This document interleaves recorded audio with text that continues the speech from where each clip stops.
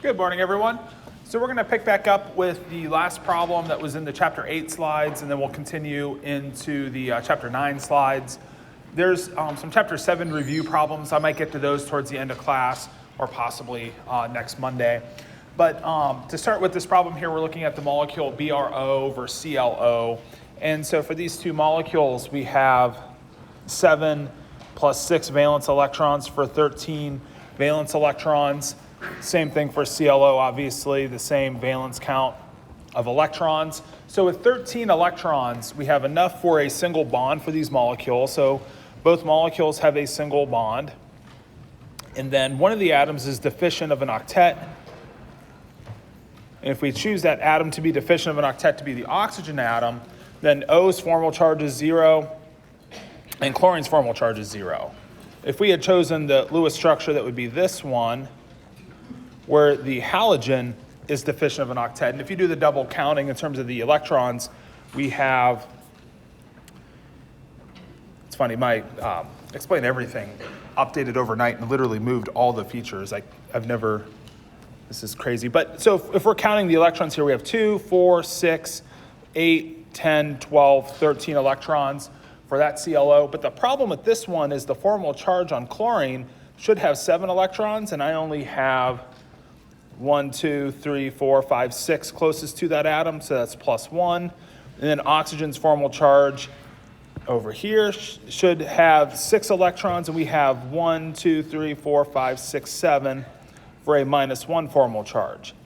And so +1 versus -1 formal charges aren't as good as having the 0 formal charges. So minimizing magnitudes of formal charge, all else being equal, is a way we can help decide which Lewis structure is better. And then BRO has the same basic Lewis structure of having the deficient octet on its O as well. And so looking at these molecules, if we wanted to rank their bond lengths, ranking bond lengths now just comes down to which atom's bigger. So if we're comparing O versus BR, O versus CL, obviously O has the same size of both molecules.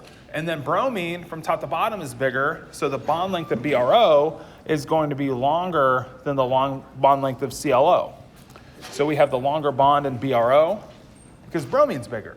So when we're comparing size of bonds where we have the exact same bond type, comparing two single bonds, we just look at the atoms. We just say, well, which atom's bigger? So BR is a bigger atom compared to chlorine using our top to bottom trend. And so because bromine's bigger, the bond length of BRO is longer. And so then if we think about the magnitudes of partial negative and partial positive charges, when we remind ourselves that when we're calculating our formal charge to be 0 on both atoms, the charges on the atoms in the real molecule aren't expected to be 0 because oxygen's more electronegative. Oxygen's going to pull electron density towards itself, pick up a partial negative charge. Bromine picks up a partial positive charge. And so that's based on differences of electronegativity. And so then the greater the electronegativity difference, the further separated elements are on the periodic table, or the more electronegative one atom is, the lesser electronegative atom the other is, then we have a greater difference. That's going to put greater magnitudes of charge onto the atoms as a result. So the difference of electronegativity, because electronegativity decreases from top to bottom, so we go from fluorine the highest, chlorine the next highest, bromine the next highest in that row of or that column of elements. Then bromine has a lower electronegativity, giving BRO a greater difference of electronegativity. So BRO has a greater difference of electronegativity, and so BRO has the greatest magnitudes of partial negative and partial positive charges. And so if we're looking at BRO compared to CLO, then BRO is going to have a greater partial negative charge. The magnitude of that charge on oxygen is going to be greater. So this partial negative here, that charge magnitude is higher than it is on CLO. So having two electronegative atoms isn't necessarily the best for having a great difference of electronegativity. So Cl and O are both pretty electronegative elements. Bromine's less electronegative, so we get a greater difference between Br and O than Cl and O. So if we're comparing the magnitudes of charge, like the absolute value of that charge is higher on bromine because the difference of electronegativity for Br and O is greater than the difference of electronegativity for Cl and O. And so what we're seeing is that when you have a difference of electronegativity, then you're putting partial negative and charges on your atoms. The more electronegative atom, more negative. The lesser electronegative atom, more positive. And then we can sort of understand how that is what gives molecules their polarity. That's what gives them their charge imbalance. That's what makes the bonds be what we call polar covalent as opposed to 100% covalent. A 100% covalent bond is one like F2 or Cl2, where the atoms are uncharged and the electrons in the bond are shared exactly equally. Okay, so we have a polar bond, more polar for BRO. So BRO has greater magnitudes of charge. So BRO has the greater magnitudes of charge compared to CLO. And then if we think of dipole moment, which is mu is equal to the charge that we develop on the atoms times the bond distance. So BRO has higher charges and it has a longer bond distance. So it has a greater dipole moment. So BRO has the greater dipole moment compared to CLO. So dipole moments are in a way a measure of electronegativity differences or a measure of polarity, but they also factor in the bond distance. So we also have to factor in the bond length here, but BRO has the higher difference in electronegativity, the greater magnitudes of charge, the greater dipole moment as a result of those trends. Okay, so let's get into chapter 9, which is going to get into the sort of business of what these molecules that we're sketching Lewis structures of in chapter 8. I've mentioned a bunch of times in chapter 8 that three-dimensional shape is not implied by a Lewis structure. So let's get into how we can predict and understand something about three-dimensional shape. And then once we get into three-dimensional shape, let's see if we can understand some molecular trends of polarity. So in chapter 8, when we say, a difference in electronegativity for a bond, we're talking about bond polarity in chapter 8. In chapter 9, we want to look at molecular polarity. And so we're going to talk about molecular shape and molecular polarity. And to give you one quick example of this, if I show you the molecule CO, carbon dioxide, of course, has a polar bond. Because oxygen's electronegative, it's going to be pulling electrons towards itself through these partial negative charges. And so if I sketch the full Lewis structure, the formal charge is 0, but the real charge on oxygen is partial negative once we think about the electronegativity difference. Oxygen's really electronegative. It's going to pull electrons towards itself. And so the bonds are polar. So the bond here is definitely a polar bond, but the molecule ends up being nonpolar. So CO2 as a molecule is a nonpolar molecule. And we'll see a lot of examples of molecules that have polar bonds but end up not being polar molecules. And the issue ends up being is kind of like one end of the molecule a different charge than the other end. And so if we have a charge here and a charge here that are equal and they're perfectly opposite each other, imagine I put a positive charge somewhere in the middle of the room. Think about the molecule. If one of the ends has a net charge, then the molecule can fly towards that positive charge. But now imagine we have two negative charges that are opposing each other. The molecule is just going to kind of spin. Both ends want the positive charge. Neither one can win. There's no pull into that either magnetic field or into that charge field. And so that's kind of the result of non-polarity for molecules is they don't have like a built-in attraction for each other in a similar way like polar molecules do. So water is an example of a molecule that's polar, and it has a slightly different geometry, and we'll see why that is here in a little bit.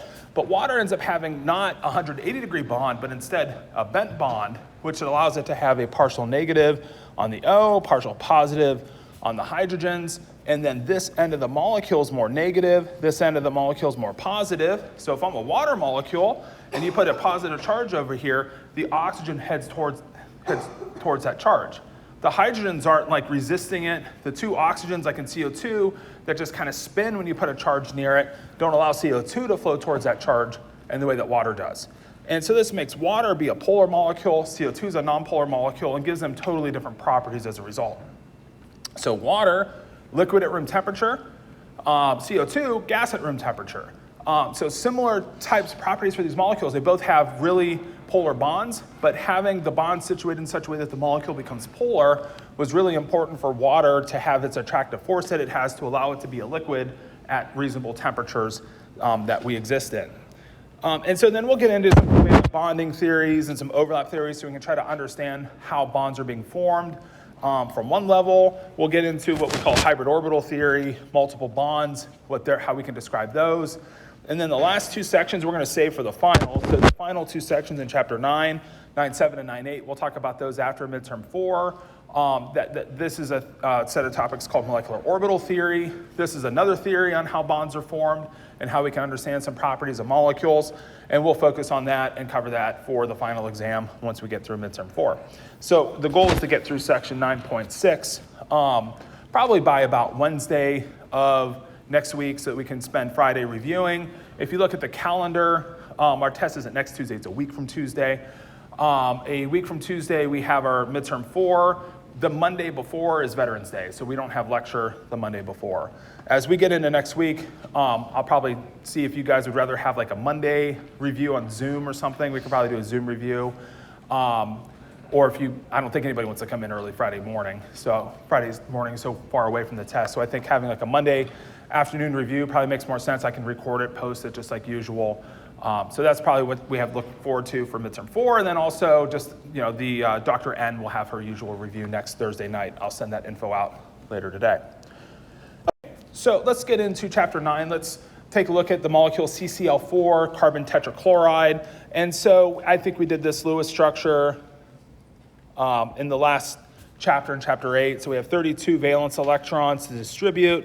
And so we end up having 4 single bonded chlorines. Each of the chlorines gets their octet. So we have 8 electrons around each chlorine. That's 32 electrons, so none left over for carbon. And then we end up with this structure. In terms of a Lewis structure, it looks pretty good. We have 4 single bonds between carbon and chlorine. The formal charges on all these atoms are 0, 4 minus 4 for carbon, 7 minus 7 for the chlorines. And so we look pretty good in terms of a Lewis structure. This is a molecule that you can put into a bottle. So this is a stable molecule as a result of the structure that we can see. But then in terms of the shape, the molecule really isn't flat. I mentioned this before. When we sketch a Lewis structure in chapter 8, we're not really trying to imply the molecule looks like a flat, like plane structure that we've shown. The real structure of CCl4 adopts a structure that looks more like this. It adopts a structure that looks like a tetrahedron or a tetrahedral type bond. The way I would sketch this, so we can hopefully get good at sketching something that's tetrahedral, maybe understanding why it's tetrahedral, is this bond angle here. The electron pairs in these bonds repel each other, and they want to get as far away from each other as they possibly can. If the molecule's in a square plane, like in this Lewis structure, then these electron pairs are 90 degrees relative to each other, and they're going to experience a greater repulsion than if they adopt some other geometry like the tetrahedral geometry, where this bond angle is about 109.5 degrees. This isn't a geometry class, but I think you can prove in geometry that the furthest away 4 things can get attached to a single central atom is perfectly 109.5 degree bond angles all the way around. So all these bond angles are perfectly 109.5 degrees. Like I said, you could probably prove this geometrically. I don't think that's the point of this class, is to go through that geometry example. But the sides, if we connect all these sides here, you can see that kind of here. This is where we call this shape that you get on the outer chlorines, you get a 4-sided pyramid. And so that being a 4-sided pyramid is why we call this a tetrahedron or a tetrahedral geometry. Now, this will make a little bit more sense when we get later to octahedral geometries. The tetrahedral isn't exactly coming from the fact that there's 4 chlorines. It's coming more from the fact that when you connect the 4 chlorines, you get a 4-sided pyramid. But you do see 4, but you get a 4-sided pyramid that emerges, and so that 4-sided pyramid is why we call this a tetrahedron. You're going to see later when we get octahedral, you might think there's 8 things attached, but there's only 6. But it's going to be, if we look at the shape later, you'll see that there's 8 sides to a pyramid shape that we get for a different geometry later. Okay, so for a tetrahedron, that's as far away as these electron pairs. So remember, bonding domains, like bonds, those are electrons. Electrons repel each other. So the idea for molecules is that they're the sort of domains about a central atom. The non-bonding pairs and the bonding pairs repel each other. They're going to want to try to get as far away from each other as possible. Now, CCl4 is a molecule kind of like CO2, where all these dipoles, carbon-chlorine bonds, certainly polar, the chlorines are going to pick up a partial negative charge. But if you notice, we have the same negative charge the whole way around the molecule. This molecule is perfectly nonpolar. So despite having polar bonds, CCl4 is a nonpolar molecule. We're going to see a lot of examples of trying to compare things that are polar versus things that are nonpolar. So we're going to see a lot of examples to try to have some good way of predicting and understanding those polarity trends. But it's certainly not that the bond isn't polar. So the CCl bond is certainly polar because chlorine is very electronegative. The difference is pretty good between carbon and chlorine. So it's certainly a polar molecule. Okay, so if we look at the concept of VSEPR, VSEPR stands for valence shell electron pair repulsion. And so the idea is that the valence shell electrons, those are generally paired up electrons, they're repelling each other. And so if we're picturing CO2, we only have two domains.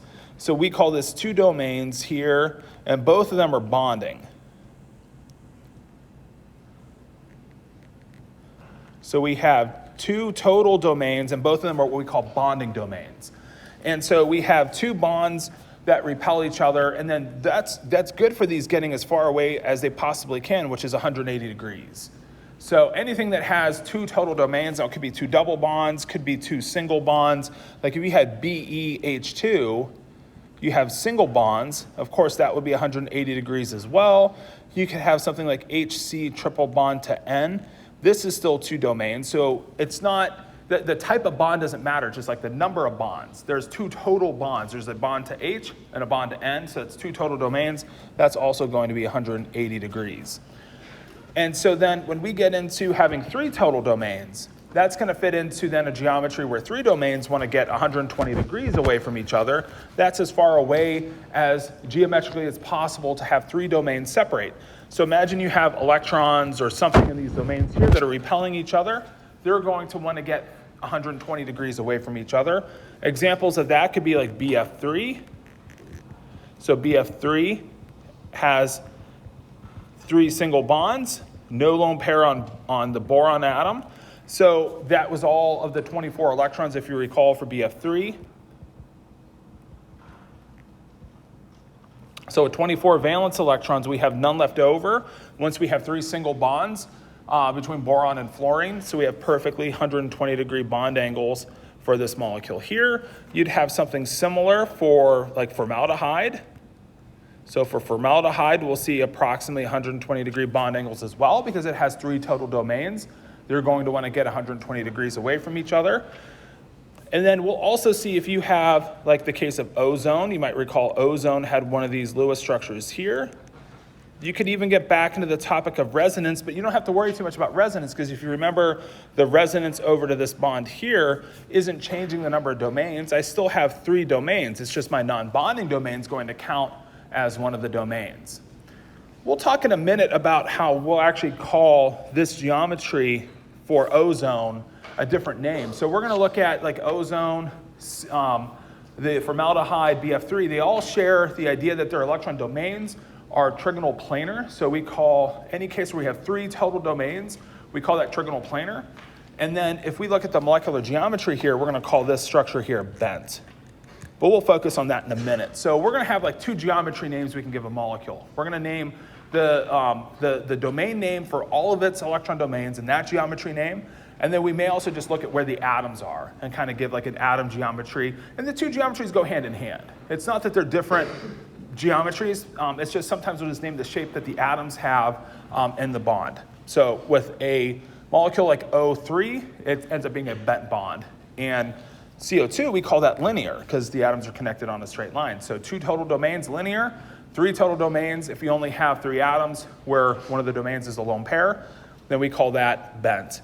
And so the idea here is we're counting our total number of electron domains as three within trigonal planar. You can either have it be where it's two bonding domains plus one non-bonding domain, so that totals, of course, the three total, or you can have three bonding domains and zero non-bonding domains. Of course, that has the three total as well. Like if you go back a moment to the two total domains and you say, well, what if you had one non-bonding domain and one bonding domain? Well, then that just takes you back to a diatomic molecule. So if you have two atoms, we're not talking about the molecular geometry of a diatomic molecule in this chapter. And so the same thing with having three total domains. If you say, well, what if I only have one bonding domain and two non-bonding domains within trigonal planar? We would say, well, that just takes you back into like a diatomic molecule. And so we have to at least have 3 atoms or more to start talking molecular geometry. So we have 2 bonds, 1 non-bond, or 3 bonds, no non-bonds within 3 total domains. Okay, now 4 domains, we just saw this with CCl4, goes tetrahedral. And the basic molecules that go tetrahedral are things like CH4, CCl4, the case where we have 4 bonding domains. So we can have 4 bonding domains, 0 non-bonding domains. You can have 3 bonding domains, 1 non-bonding domain. Or you can have 2 bonds and 2 non-bonding domains.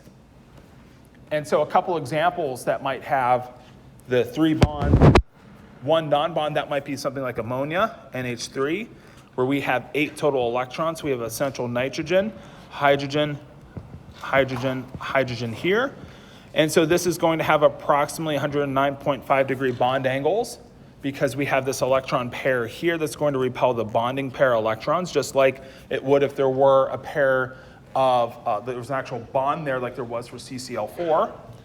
And then water does the same thing. So if we imagine a central oxygen atom, let's picture a hydrogen coming out and going back, then a lone pair and a lone pair. Well, the lone pair are going to repel each other. They're going to repel the bonding pair electrons and kind of force it still into this tetrahedral geometry. So for water, it can't just go linear because the electron pairs repel it into being bent. And that's good because if water was actually a linear molecule, it would have been nonpolar, and it would be hard for us to exist if water were a gas at room temperature on the surface of Earth. I think we'd agree that would probably be bad. So water has to be polar in order for us to even survive, and it's good that it is. And we can see that it is because of how its non-bonding electrons repel each other in this model that we're calling the valence shell electron pair repulsion theory. We'll see more structures, and this is just to kind of give a cursory glance here, just seeing 4 total domains. We can either have all of them being bonding domains, 3 can be bonding, but there's 1 non-bonding domain, or we can have 2 bonding, 2 non-bonding domains. Now, if we have 5 or 6 total domains, it's going to kick us into either trigonal bipyramidal domain. This is what we get if you have something like PF5. So PF5, if you recall, we have 5 plus 5 times 7 electrons. That's 40 total valence electrons to distribute. And then in terms of a Lewis structure, if I'm actually sketching this now, what the molecule might look like, if I want to get those atoms as far away as geometrically possible, the way we do this is what we call a trigonal bipyramid. And so a trigonal bipyramid, we have a trigonal planar structure in the middle, so with 120 degree bond angles. And then above and below, we then have a bond on an axis. So we call these 2 positions here, these are the axial positions because they're on an axis together. If you notice these positions here, they're not on an axis together, they're on like the equator of the molecule, so we call these the equatorial position. So they're on the equator. You might be able to see that too in the structure here. So this is the equatorial position here, and so that's the EQ position, and then this here is the axial position. We'll see why that matters later. But for now, just notice for the trigonal bipyramidal that it has kind of like 3 atoms on a ring in the middle and then 2 atoms on an axis. And then the atoms that are on the axis together, these have a 90 degree bond angle. And then the atoms in the middle, 120 degree bond angle. So we see 2 different types of bond angles for trigonal bipyramidal. If we go back to linear was 180, trigonal planar was 120, tetrahedral is 109.5, all the bond angles for those being exactly the same within the molecule. Within trigonal bipyramidal, we have 2 different types of bond angles that are possible just based on whether or not the atom's on the axis or the equatorial position. And so again, just to make sure we understand the name, trigonal bipyramid. So the bipyramid is the structure we're getting. Let me erase here. The bipyramid is where you're getting this pyramid on the top and a pyramid on the bottom. So you get a bipyramid structure when you have like 2 pyramids being created within this geometry. So that's why we call that a bipyramid structure. And then it's about a trigonal planar structure, so trigonal bipyramidal. And then the part of speech, I forget if it's like an adverb, I don't remember English at all, I can hardly speak it, but trigonal bipyramidal, that's how you're trying to use like adjectives or something on the names. It's like triangular, pyramid. So the AL ending on those words is just to try to describe whatever part of speech that is, adjectives or something. But anyways, getting into then having 6 total domains, which a molecule like SF6 adopts into. 6 plus 6 times 7, that's 48 total electrons. And so SF6 is fitting into this geometry here. In terms of a Lewis structure, if I'm just sketching a Lewis structure, I might have something like this. I have my 6 fluorines, 8 electrons around each of the fluorines. That's 48 electrons. So that's how I know SF6 has 6 total bonds that it's forming and no non-bonding domains. So it has 6 bonds, 0 non-bonding domains. So SF6 would have 6 bonding domains, 0 non-bonding domains. PF5 above had 5 bonding domains plus 0 non-bonding domains. So 5 domains trigonal bipyramidal. But then 6, there's a few different ways I can think of the structure here. One is if you picture a square pyramid. So let's try to draw a square pyramid. Let me do this in the, so let me draw a sulfur. Let me try to picture this. So the wedges and arrows are meant to imply coming like straight out of your page. And so if we have a fluorine coming straight out of the page here, a fluorine going back into the page here, we're also showing that they're on an axis together, so they're on a straight line together. So a straight line coming in and out of the page. We then have a fluorine above and below. And so if you notice that we then get a pyramid on top and then a pyramid on the bottom. So 2 names I think we could have given the structure. One would be square pyramidal or square bipyramidal. So we might have called this to match the trigonal bipyramidal. We could have called this square and then bipyramid. So square bipyramidal would, I think, be a synonym for octahedral. So octahedral, though, is from the fact that we get 1, 2, 3, 4 sided shaped pyramid on the top and a 4-sided pyramid on the bottom. And so that's 8 sides for the pyramid. This is the example I was saying. The octa is not coming from 8 fluorines attached, it's coming from 8-sided.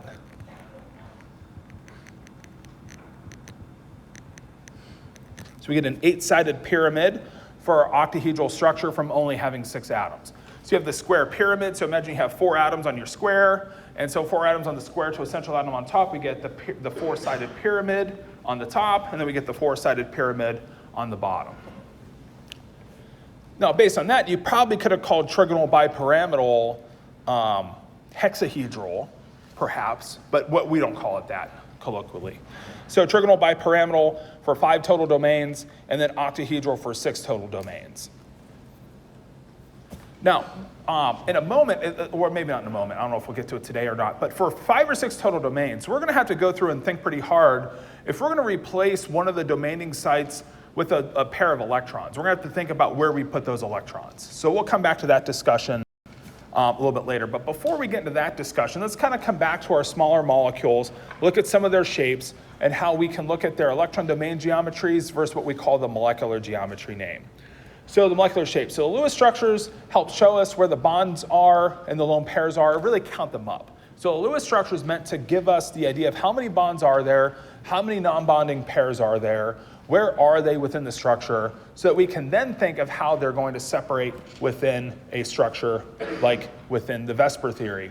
So we use the Lewis structures to help us determine shapes. And so if we're doing, let's say CO2, we already did this one earlier, but we have the 2 double bonds, 2 domains goes 180. So that's a linear molecule, and it's linear molecular geometry, linear electron domain. And so we call both the molecular geometry and the electron domain geometry linear for CO2. For SO2, we have 18 electrons, 6 times 3. So we have a central sulfur, 2 oxygens, lone pairs around the O's. That's 16 electrons. And so the 2 left over, so the Lewis structure rules help me see that sulfur has a pair of electrons. If I then try to minimize magnitudes of charge, fill an octet, I can make a double bond. I can then resonate it. This looks a lot like ozone, but I have 1 domain, 2 domains, and then 3 domains. So I have 3 total domains. And so now the electron domain geometry of SO2, this would fit into trigonal planar electron domain. But when you look at like molecular geometry, when you do experiments that can find where atoms are within molecules, we can do things like X-ray diffraction. You can see nuclei in these experiments. You cannot see electrons. And so if you try to do an experiment to see, well, what's the geometry of the atoms? You can usually come up with the atom geometry. That's why you look at just the atoms and say, well, what shape do we call the atoms here? Well, when you have when you have three atoms, it's either going to be linear like CO2, or it's like SO2, or it's going to be what we call bent. So the molecular geometry name is bent for SO2. So with three total atoms, the question is it linear? The one way it can be linear is if it's like CO2, it only has two total domains.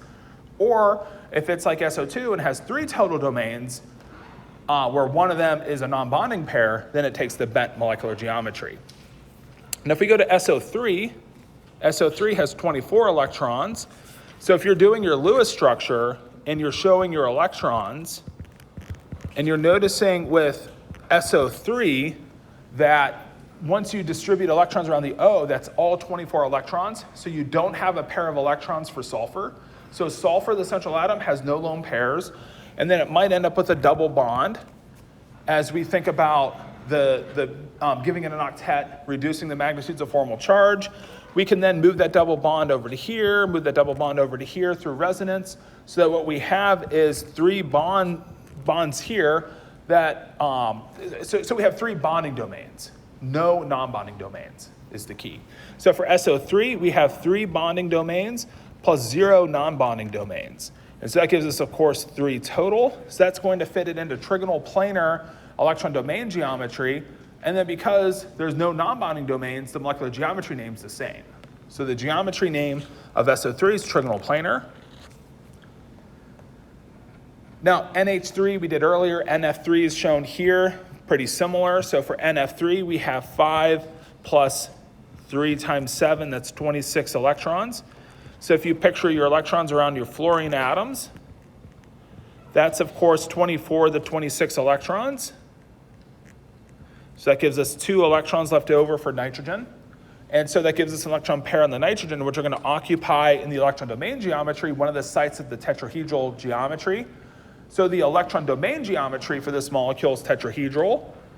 So when we look at this molecule here, the electron domain geometry is tetrahedral. We usually symbolize that TD as tetrahedral. But then because one of the sites is non-bonding, we then say, well, what name do we give to this geometry here? So what name do we call the atom geometry?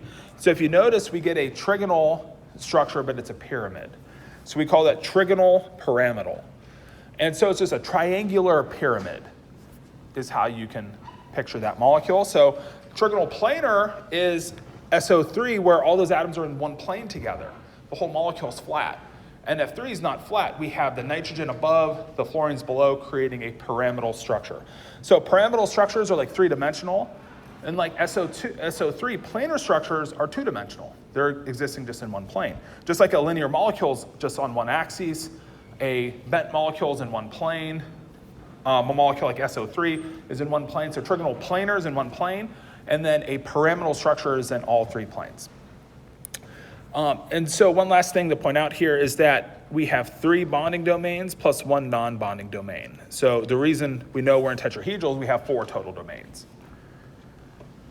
Now, what about the shape of something like CLF3? This kind of is going to get into the question of, well, once we get into like trigonal pyramidal, how are things structured? We see here that CLF3 turns out to have a T-shaped geometry. How is this possible? How is this explained? Well, for CLF3, we have a total of 7 plus 3 times 7, so that's 28 total valence electrons. So if we do our electrons around the fluorine atoms for their octet, that's 24 electrons. That leaves 4 electrons behind. So the 4 electrons that are left over have to go on to the chlorine atom. And so now the way they go onto the chlorine atom is that they occupy the kind of directions on a trigonal plane. So we end up with this trigonal planar structure, and let me invert this structure for a minute and resketch it. So if we're picturing the trigonal bipyramidal geometry in the way we sketched it earlier, the way CLF3 ends up bonding is we put a chlorine in the middle, the fluorines here, then our lone pairs onto this site here and here. So we end up with our lone pairs on the equator of the molecule. Now, I don't know if you could have guessed, like if I told you for trigonal bipyramidal, you have two lone pairs, you could have had a couple of choices. You could have put the lone pairs on the axes together. You could have put the lone pairs 90 degrees relative to each other. You had some choices, but it turns out CLF3 chooses this shape here, where these atoms here, if you turn this on its side, looks like a T. So we call it a T-shaped molecular geometry. So when you're trying to determine a molecular geometry, it's going to be important to think, well, what's a total domain? The total domain here is 3 bonding domains plus 2 non-bonding domains. So it's going to fit into the domain of having 5 total. 5 totals, trigonal, bipyramidal. So you're going to start with a base geometry, trigonal bipyramidal, and we just have to go through a few lessons to try to understand, well, when we have 4 bonding, 1 non-bonding, what's that structure? When we have 3 bonding, 2 non-bonding, what's that structure? We see here it's T-shaped. When we have 2 bonds, 3 non-bonding domains, what's that geometry? We'll see that in a moment. Yeah.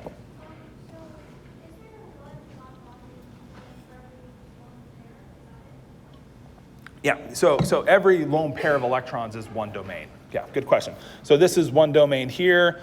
This is domain number 2, 3, 4, 5. And so just like a double bond is one domain, one pair of electrons is one domain. So 2 pairs of electrons is 2 domains. So the shape of a molecule is dependent upon the number of bonding domains and non-bonding domains in total.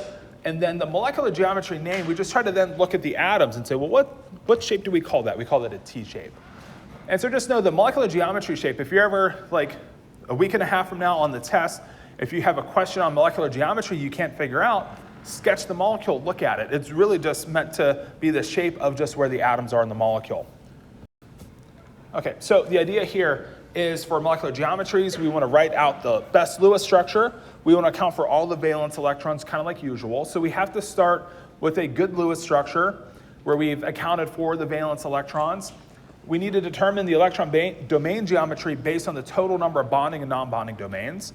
So we need to look at the Lewis structure, see how many bonding domains are there, how many non-bonding domains, count those up. That's going to be the electron domain geometry name. And then we want to look at the shape then that the atoms have once we fill in the electrons into the domains where the electron pairs can be. So for like NH3, we have 3 bonding domains and a non-bonding domain. So of course that goes tetrahedral, where we have an electron pair on one of the sites of the tetrahedral geometry, then the hydrogens on the other sites of the tetrahedral. And then we look at the bond angles here. They should be close to 109.5 degrees. We're going to see in a minute they're not exactly 109.5 degrees. We're going to see when we have like CCl4, the bond angles are kind of perfect because they have to be, because all the domains are exactly the same. But now we have a lone pair, which has a little bit of a different property, and it's actually going to push these atoms a little bit closer together so that this bond angle is a little less than 109.5 degrees. So we're going to see why that is here. I think it's on the very next slide. Okay, so as I was mentioning, for NH3, you might have expected this angle to be about 109.5 degrees, and it turns out it's about 107. And the reason you can understand that or explain that property is if you think of the difference between 2 electrons in a bond versus 2 electrons in a lone pair, these lone pair electrons are going to get closer to the nucleus because they have nothing stretching them out. So a lone pair electron is really close to the atom, and electrons repel, and it's going to repel the bonding pair electrons to be a little bit closer together. And so the electrons in the bonds are a little bit more spread out, so they don't repel each other as much as those lone pairs do. So we get greater repulsion between the lone pairs and bond pairs than the bond pairs repel each other. And if that's true, you're looking at water, which now has 2 lone pairs. You'd expect it to be a little bit more pronounced. So the lone pairs are repelling each other a little more. They want to kind of spread out a little bit. They do so by contracting the hydrogens to be a little bit closer together. You don't need to memorize these specific numbers. Just remember that the bonds between water are a little less than 109.5 degrees. 109.5 degrees is what you get for perfect tetrahedral. For CH4, it has to be perfect tetrahedral because it has 4 identical bonds.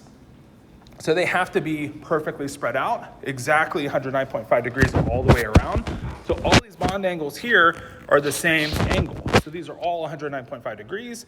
And so the bond pair here is just going to be greater for the electron pairs, a little bit greater than 100.95 degrees because they repel each other a little bit more.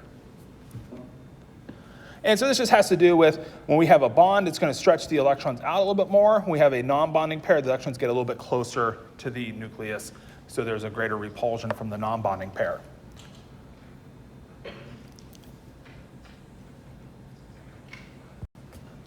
And so double bonds do this trend too. So if we look back at formaldehyde, so formaldehyde, we would have predicted these, or this is actually not formaldehyde. With hydrogens in place of chlorine, it's formaldehyde. With chlorines in place, it's actually phosgene, which is a nerve agent used in World War II. But with chlorine atoms here, instead of hydrogens, the bond angle, you might have predicted these bond angles to be at about 120 degrees, because this is a trigonal planar structure. We have a total of 1, 2, 3 domains. So this should be within the trigonal planar molecular geometry. But the reason why the double bond angle is a little bit greater than the single bond angle is because the double bond has 4 electrons. So we have 4 electrons in this domain. It's going to repel the 2 electron domains a little bit less. And so the single bonds can get a little bit closer together. They have fewer electrons repelling each other. The double bonds exert a slightly greater repulsion, increasing this bond angle. So if you notice, the bond angle is not exactly 120, but pretty close to it. Now, if you go back to SO2 for a minute, or excuse me, SO3. SO3, this is one of our Lewis structures for SO3. Notice we have minus charged ions on 2 of the O's. So we have minus, minus, and then 0. A 2 plus formal charge on sulfur. But we could sketch 2 other Lewis structures. We could sketch this Lewis structure here. That's another resonance structure. Or we could sketch this one here and have that resonance structure as well. So we have 3 different structures. If you remember, the effect of resonance makes these bonds exactly the same as each other. So remember how we were writing structures that look kind of like this in chapter 8? So the effect of resonance makes all those bonds identical. So we have 3 identical SO bonds. We don't really have a double and 2 singles. So the effect of resonance makes all those bonds equal in length, makes all the bonds exactly the same as each other in the real molecule. And so these bond angles here end up being perfectly 120 degrees.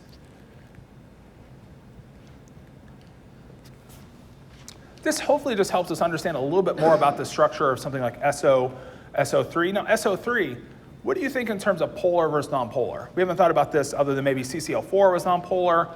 BF3, I don't know if I mentioned this, BF3 is nonpolar because it has that trigonal planar structure, same fluorine atom all spots, doesn't allow the molecule to be polar despite having polar bonds. The SO bond is polar. These atoms are polarized. We have a different charge in the oxygens compared to the sulfur atom. But is this a polar molecule? This is a nonpolar molecule. Because the bonds aren't situated in such a way that one side of the molecule picks up a different charge than the other side. We have a lot of examples of polarity still to see. So we're really, I think, just scratching the surface of molecular polarity. But the idea of molecular polarity is if the molecule is flat, we have the same charge here on all sides of the molecule, there's no difference in charge. The molecule has to be nonpolar. Now, when I go back to, like, say, phosgene over here, for this molecule over here, now I have a different partial negative charge on these atoms. Oxygen's more or less negative than carbon, so oxygen's going partial negative. Chlorine's going partial negative as well. But the key is that these partial negative charges are not the same as each other because the atoms are different. They have a different pole. And we don't have the case like SO3 has of those bonds like canceling each other out. So like we really do have what we call a localized double bond between C and O. And SO3, we have one of those things we call a delocalized bond. So within COCl2, this is a polar molecule. Now, SO3, I'm going to guess isn't a nerve gas because like it's not going to interact. Like you could almost not every nonpolar thing can you breathe in and breathe out, and it doesn't really, like oxygen's nonpolar, we breathe it in and our bodies does something with it. But phosgene being polar is going to give it a property that it's not going to have if it were nonpolar. So a pretty key difference between these molecules is they look similar, but one of them is polar, one of them is nonpolar. And we can understand that key property difference gives them a much different set of properties. So this is showing us our electronegativity difference again. So the most electronegative atoms, NO and F, and also chlorine. And then the next most electronegative elements are sulfur and bromine. And so if you have anything paired up with these elements, the sort of NOFCl I'd also add sulfur and bromine. Anything paired up with those atoms other than themselves, then the bond's going to be polar. Even if you take the N and Cl, which have the exact same electronegativity, if you pair those atoms up with each other and make a compound like NCl3, NCl3 doesn't have a zero dipole moment. It's a polar molecule. So if you just pair atoms that are electronegative up with each other and don't even worry about the difference of electronegativity, as long as it's not the exact same atom with itself. If you go F2, nonpolar. If you go O2, nonpolar. N2, nonpolar. But if you go OF, that's a polar bond. NF's a polar bond. Anything with these atoms is certainly going to be a polar bond. And then if you go metal, with these things, you're going to get an ionic bond. So and I wouldn't even worry about the difference of electronegativity telling you why. I would just think metal, non-metal, like we've established early in chapter 2, and naming goes ionic. Okay, so for bond polarity, let's kind of define this here. We've been talking about this a little bit, but let's try to more carefully define it here. So bond polarity is a measure of how equally or unequally the electrons in a covalent bond are shared. And so a nonpolar bond is one where the electrons are shared equally. So an example, and really the only examples that are really good here are where it's the exact same atom. So if you have Cl2, because you have the exact same nuclei pulling on this pair of electrons in the bond, neither one can win, and the true charges of the molecule are zero. So you get zero formal charges, and then the partial charge is still zero. So no partial charges. The true charge of chlorine and Cl2 are 0 and 0. And so that's what we think of as being a nonpolar bond. Now, if you take two atoms that just have a similar electronegativity that are different from each other, you still usually get some charges building up. So we get an unequal sharing of what we call a polar covalent bond, where one of the atoms attracts electrons more to itself, forcing electrons closer to itself, giving it a more negative charge, allowing the other atom to be positively charged. A good example, of course, is like HF, which does this really well, about as well as you can do for a molecular compound, giving a partial negative here. So we had zero formal charges, but we truly end up with a partial negative, partial positive. Partial negative on fluorine has a greater pull for those electrons, giving it that negative charge. But if you take two atoms that are just different, you're going to have a polar bond. It's just a matter of how polar it is.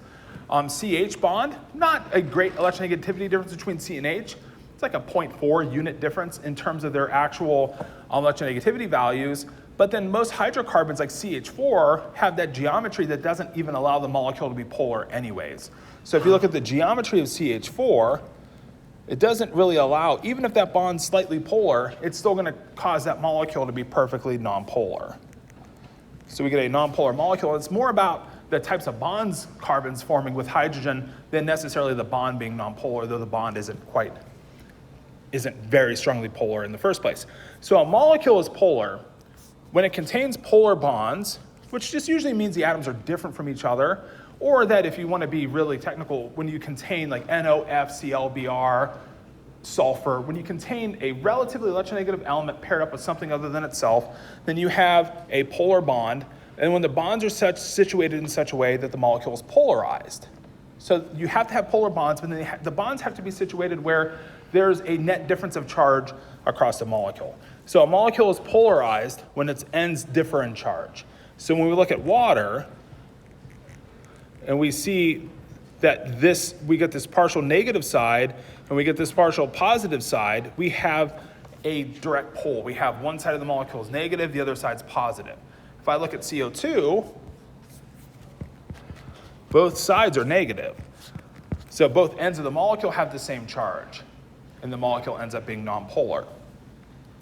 So now if I end up in a base geometry, like if I'm linear, trigonal planar, tetrahedral, trigonal bipyramidal, octahedral, and I have the exact same atom, so it's either CO2, BF3, CCl4, even CF4, if we're PF5, SF6, so you go through all those combinations where you have the exact same atom in every spot, the molecule has to be nonpolar because there's no difference in charge across the molecule. So when we start thinking about charge, it's really, imagine you put a positive charge here. Does the CO2 molecule flow towards a charge or does it just spin? CO2 is just going to spin. What's water going to do? If you dangle a positive charge in front of water, this negative charge is going to go find that positive charge and it's going to flow towards it. So you can think, if we have the same charges on every end of the molecule, it's just going to spin with the charge. It's not going to have a direct pull into the charge. Where this really matters is if you imagine adjacent water molecules. If you had water molecule number 1, water molecule number 2, they have a built-in attractive force. That's something we talk about in chapter 11. That's going to be the H bonding force of attraction, the dipole-dipole force of attraction. If you've heard these things before, you might recall those. And then the CO2 doesn't have that built-in attraction. If I have a CO2 molecule on top of a CO2 molecule, there's almost like repulsion, not even attraction. So CO2 doesn't have a built-in attractive force with itself because it doesn't have this polarity built into it. So we're going to try to go through a bunch of geometry names next time. Let's do a quick demo here to wrap class up for today. So gear on.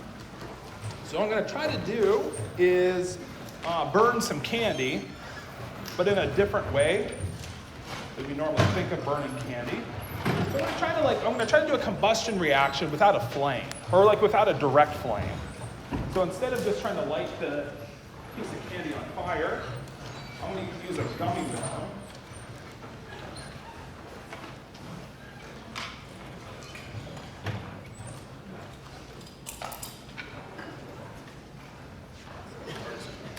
Gotta add the compound first.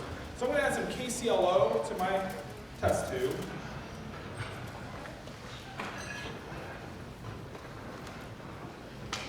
So KClO3 I'm going to add to potassium chlorate.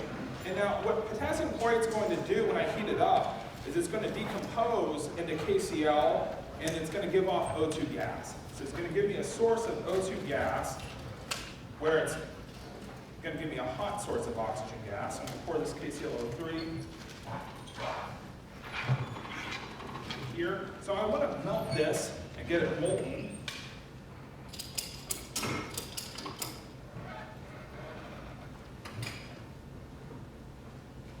So just take a couple seconds for that to melt.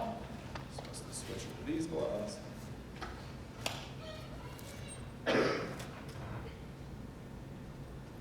And so now once that melts, we're going to have molten KClO3, and it's not going to immediately give off all its oxygen gas, but it's going to be slowly decomposing to give off O2 gas, and it's going to, of course, be hot O2 gas. I don't know the exact melting point of KClO3, but it's probably in the order of like 300 degrees. Like maybe I can Google that real quick while it melts.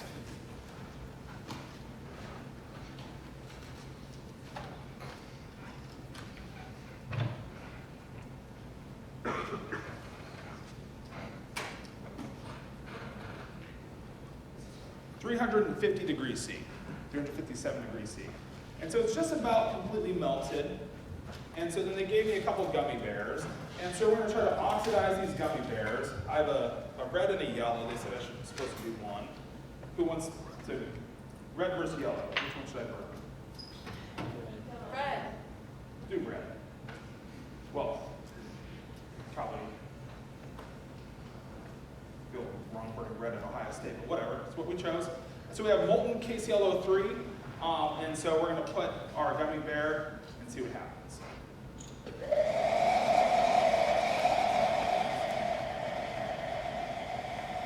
Oh, I was supposed to turn this on. Whoops. I'm supposed to turn the fume hood on. Oh yeah, so that's KClO3 molten, forming O2 gas. It's hot. And then that's burning up and combusting that gummy bear. That's kind of what we're doing. That's quite a black flame. But that is kind of what our bodies are doing, but not as quickly, not as hot in our bodies. I think I was supposed to turn the Bunsen burner off when I started that too. So I may have screwed this up a few different ways today. But okay, so that's our demo on burning a gummy bear in molten KClO3. So just doing a combustion reaction, but in a different way, where without a direct flame, we're just creating hot oxygen coming off of the KClO3 decomposition reaction. Okay, so if you didn't get a chance to get some candy yet, grab some candy.